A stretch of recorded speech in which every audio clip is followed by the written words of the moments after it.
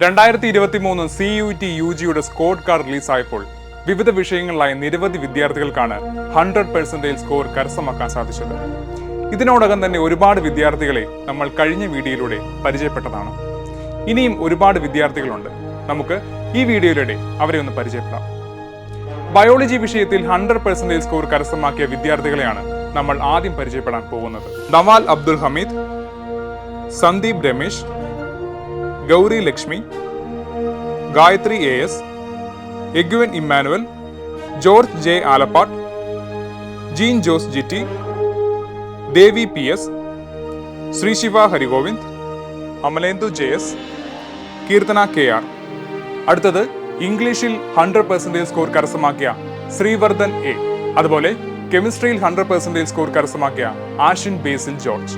CUET 2023 മികച്ച score കരസ്ഥമാക്കിയ എല്ലാവർക്കും ടീം ബ്രില്യന്റിന്റെ വിജയാശംസകൾ.